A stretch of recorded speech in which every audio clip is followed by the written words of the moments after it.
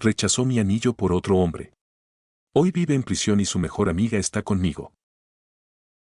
Hay momentos en la vida que se graban en la memoria con una claridad extraña, casi dolorosa. Para mí, ese momento es una imagen en cámara lenta, yo, arrodillado en un elegante restaurante, con una pequeña caja negra abierta en mi mano. El anillo de $4,200 que había buscado en 8 joyerías diferentes brillaba inútilmente. En la mesa frente a mí, ella no dijo nada. El silencio era tan espeso que podía sentir su peso en el aire. Luego, su voz, fría como el hielo, rompió el encanto. No puedo casarme contigo porque amo a otro. Mi estómago se contrajo en un nudo tan apretado que pensé que vomitaría sobre el mantel blanco. Mi voz apenas fue un susurro cuando le pregunté qué acababa de decir. Con un gesto casual, mientras jugaba con la copa de vino que yo había pagado, continuó su confesión. Llevo viéndome con alguien desde hace meses. Pensé que ya lo sabías o al menos lo sospechabas. Él me entiende de verdad. La cena, que había reservado con 3 semanas de anticipación, se volvió un eco distante. Pagué la cuenta de $295 por una comida que apenas tocamos y conduje en un silencio sepulcral hasta el apartamento que yo pagaba, donde ella vivía gratis desde hacía 1 año y medio. Mientras subíamos en el ascensor, soltó la bomba final: de hecho, nos vemos esta noche. No me esperes despierto. La miré incrédulo mientras se cambiaba en el armario lleno de ropa que yo había comprado con mis tarjetas. No seas dramático, me dijo, ya te dije que esto no iba a funcionar. No eres lo suficientemente ambicioso para lo que necesito. Se fue, dejándome temblando de rabia y humillación. Esa noche, dormí en el sofá de mi propio apartamento, no porque me lo pidiera, sino porque la cama que habíamos compartido apestaba a traición. A las 3:14 de la mañana, despierto y con los ojos fijos en el techo, tomé la primera decisión real de mi vida. No iba a derrumbarme. No esta vez. No por ella. Al amanecer, mientras ella probablemente soñaba con su amante casado, hice 3 llamadas consecutivas, a mi banco, a mi abogado y al cerrajero. En ese orden exacto. Revisé nuestras cuentas conjuntas y el historial financiero de su traición, impreso en negro sobre blanco, me dio un puñetazo en el estómago: $423 en una tienda de lencería, $372 en un restaurante que nunca mencionó y $16 en un hotel cerca de nuestra casa, todo en días que supuestamente trabajaba hasta tarde. Mi abogado llegó a mi oficina a las 11 de la mañana y después de escucharme, me advirtió que no podía simplemente echarla. Pero cuando le expliqué que vivía conmigo sin contrato, sin pagar un solo centavo de renta ni contribuir a los gastos, su postura cambió. Bueno, eso cambia las cosas. Necesitamos documentar todo, y me refiero a todo. Esa misma tarde, mi ex me envió un mensaje pidiéndome que aprobara un cargo de $2,900 para un vestido para la boda de su prima. No respondí. La tarjeta ya estaba bloqueada. A las 7:32 de la tarde, mi teléfono sonó y su nombre en la pantalla me provocó un retortijón físico. ¿Qué le pasa a mi tarjeta?, gritó sin saludar. Con una calma que me sorprendió, respondí, la cancelé, junto con todas las demás. ¿Estás loco? ¿Es por lo de anoche? No seas infantil. Tenemos que hablar de esto como adultos, dijo ella. Su voz, que antes me derretía, ahora sonaba a ceniza.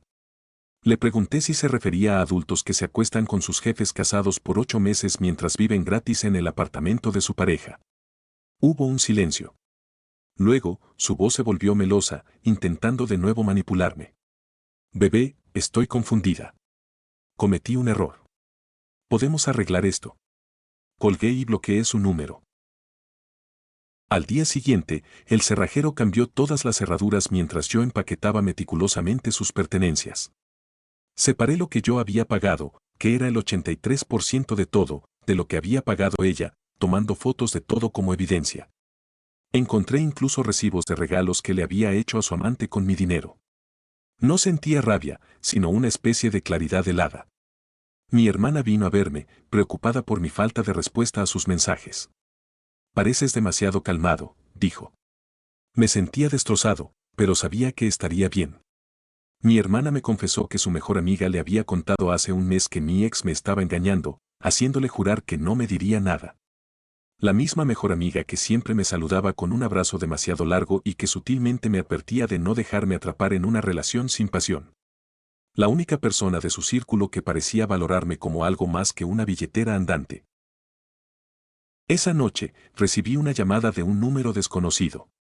Era su mejor amiga. ¿Qué le hiciste?, preguntó, con la voz temblorosa de rabia o preocupación. Me contó que mi ex estaba destrozada, que había cambiado las cerraduras y bloqueado sus tarjetas. Le respondí que no le había hecho nada que no mereciera. Su tono cambió. Me dijo que intentó que mi ex fuera honesta conmigo desde el principio, pero le pregunté desde qué principio, desde que empezó a acostarse con su jefe casado, o desde que decidió usarme como su cajero automático personal. Después de un silencio, me pidió vernos para hablar. Nos encontramos en una cafetería. Me dijo que mi ex tenía un patrón, encontraba a alguien estable con dinero, se mudaba, tenía aventuras paralelas, y cuando la descubrían o encontraba algo mejor, saltaba al siguiente barco. No era yo. Nunca había sido yo. Me contó que estaba harta de ser cómplice y que siempre pensó que yo era demasiado bueno para ella. Las siguientes 2 semanas fueron una danza extraña. Mi ex alternaba súplicas, amenazas y manipulaciones, enviando mensajes a través de amigos comunes, correos electrónicos desde cuentas nuevas e incluso intentando visitarme en mi oficina, siendo escoltada por seguridad. Su mejor amiga se convirtió en mi fuente de información y mi apoyo. Me contó que su jefe había terminado la relación con ella cuando su esposa sospechó, y que ahora no tenía donde caerse muerta. Mientras cenábamos en mi apartamento, ella se movía con una familiaridad que debería haberme incomodado, pero que extrañamente no lo hacía. Le pregunté por qué me ayudaba, si era su mejor amiga. Era su mejor amiga, hasta que entendí que nunca le importé más de lo que le importaste tú. Solo éramos útiles, me respondió. Esa noche, mientras lavábamos los platos, nuestras manos se rozaron y ninguno de los dos se apartó. En ese preciso instante, mi teléfono vibró con un mensaje de mi ex. Por favor, necesito hablar contigo. Cometí el peor error de mi vida. Él me usó. Te extraño tanto. Podemos arreglarlo. Miré el mensaje, luego a la mujer que secaba un plato frente a mí. Ella preguntó si todo estaba bien. Sí, respondí, bloqueando también este número. Todo está exactamente como debe estar. Las noches con la mejor amiga de mi ex, ahora mi novia, se volvieron rutina. Su desesperación crecía mientras mi nueva vida tomaba forma. Un día, al abrir mi correo, encontré un sobre anónimo con una foto mía y una nota escrita a mano: te estoy vigilando. Esto no ha terminado. El sudor frío me empapó la camisa. La caligrafía era inconfundible. Su amenaza era transparente. Mi abogado me aconsejó considerar una orden de restricción, ya que eso calificaba como acoso. Eso es exactamente lo que quiere, me dijo mi novia: mientras tengas miedo, ella sigue teniendo poder. Al día siguiente, solicité la orden de restricción. 3 días después, mientras trabajaba en el proyecto más grande de mi carrera, recibí una llamada de la recepcionista. Había una mujer que insistía en verme, decía que era mi prometida y traía un ramo de flores. Apreté los dientes y le dije a la recepcionista que llamara a seguridad y a la policía si no se iba de inmediato. Se fue, pero dejó una tarjeta con un ruego. La apreté en mi puño y la arrojé al basurero. Esa tarde, mi teléfono explotó con notificaciones. Había publicado en Instagram una foto nuestra antigua con un texto sobre relaciones tóxicas y abuso. No caí en la trampa. Tomé capturas de pantalla y las envié a mi abogado. Esto es claramente difamación y viola la orden de restricción, me confirmó. No obstante, decidí dejarla enredarse más. Cada violación es otra prueba, otro clavo en su propio ataúd. Un viernes por la noche, mientras mi nueva novia y yo veíamos una película, el timbre sonó con insistencia. Era ella. Sé que estás ahí. Solo 5 minutos. Haré lo que sea. Mi novia, con astucia, sacó su teléfono y empezó a grabar. Al ver la duda en mis ojos, me susurró: si abres esa puerta, todo se derrumba. Tenía razón. Di un paso atrás justo cuando ella cambió de tono, gritando insultos. Tomé mi teléfono y llamé a la policía. 20 minutos después, la vimos desde la ventana mientras la escoltaban al patrullero. Violación de una orden de restricción, explicó el oficial. Me sentí vacío, como si hubiera estado conteniendo la respiración durante meses y finalmente pudiera exhalar. Pero mi ex no se rindió. Días después, mi jefe me llamó a su oficina. El cliente principal de mi proyecto más importante consideraba retirarse. Alguien les había enviado información sobre mí, capturas de pantalla de las publicaciones difamatorias de mi ex, fotos manipuladas, un informe crediticio falso. Sentí el sudor frío bajando por mi espalda. Ella había encontrado la forma perfecta de herirme, atacando mi carrera. Esa noche, revisando cada interacción, me di cuenta de cómo lo había hecho. Le había contado a mi novia detalles de mi trabajo, y ella, al hablar con mi ex, había sido manipulada para extraer esa información. Mi novia se disculpó entre sollozos, diciéndome que pensó que mi ex estaba realmente arrepentida. Es lo que hace, le respondí, sorprendido por la calma en mi voz. Es lo que siempre hace. Al amanecer, tenía un plan. Contacté a mi abogado para ampliar la orden de restricción. Llamé a seguridad para obtener las grabaciones de la entrada de la oficina. Y me reuní con el director del proyecto Riverside. Le expliqué la situación, sin dramatismo ni autocompasión. Le mostré las grabaciones de seguridad de mi ex entrando al edificio para entregar la difamación. Violó una orden de restricción para hacerlo, pero más importante, le mostré que esto ocurrió el mismo día y a la misma hora en la que yo le había hecho una presentación impecable para el proyecto. Si pude entregar ese nivel de trabajo mientras lidiaba con esta situación, le dije, imagine lo que puedo hacer ahora que estamos tomando acciones legales definitivas. 2 días después, mi jefe me llamó. Riverside no solo quería mantenerme en el proyecto, sino que también querían que dirigiera la segunda fase. Esa noche, mi novia y yo celebramos. Ella se sentía estúpida por haber sido manipulada, pero yo le aseguré que no lo era. Ella te usó como me usó a mí, le dije. Sabía lo que era la manipulación. Le propuse tenderle una trampa. Le pediría a mi novia que la viera, fingiendo que quería ayudarla a regresar conmigo. Mi novia le envió un mensaje y la ex cayó en la trampa. Me encontré con un detective privado que había contratado.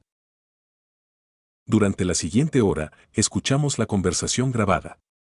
Mi ex, creyendo que había recuperado a su aliada, se jactó de sus planes, de cómo intentó sabotear mi carrera y de su plan de volver a mi apartamento. Dijo que tenía un plan B, presentar una denuncia falsa de violencia doméstica para obtener una orden de protección y quedarse con mi apartamento.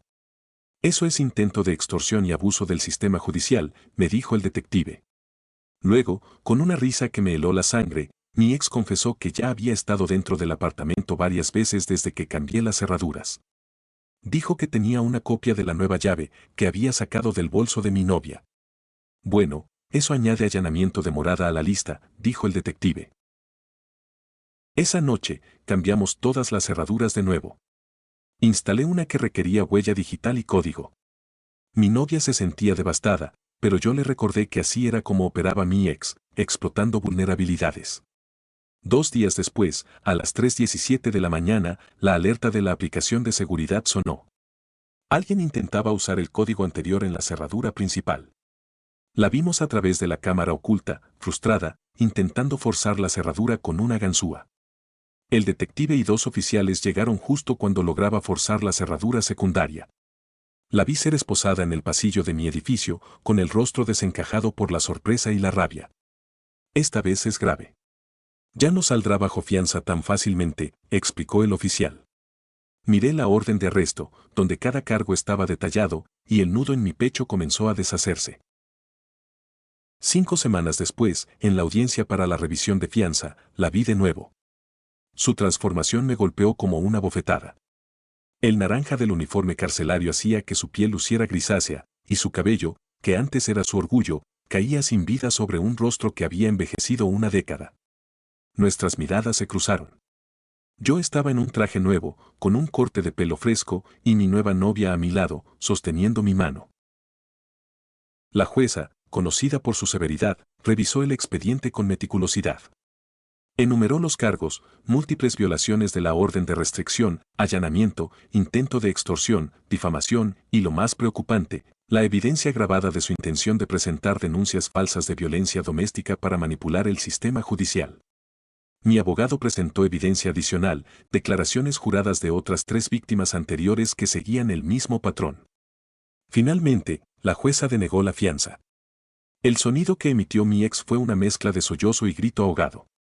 Por primera vez, el dinero de su padre, su belleza y sus manipulaciones no la salvaron. En el pasillo, su padre me abordó. Quería resolver todo como hombres de negocios, ofreciéndome compensación completa, triple del valor del anillo, una propiedad, lo que fuera, si retiraba los cargos. Me reí. Le pregunté si se daba cuenta de que su hija no era deshonesta, sino que se trataba de usar a las personas. Ella arruinó su vida, me dijo, pero mi hija está destrozada. Yo le respondí que no eran errores, sino un patrón, y que yo quería justicia. Quería que el mundo supiera exactamente quién era ella para que nadie más cayera en su trampa. En la sala, la jueza le permitió hablar. Me pidió 5 minutos a solas para disculparse. Mi novia apretó mi mano, comunicándome que era una trampa. Lo sabía, pero acepté.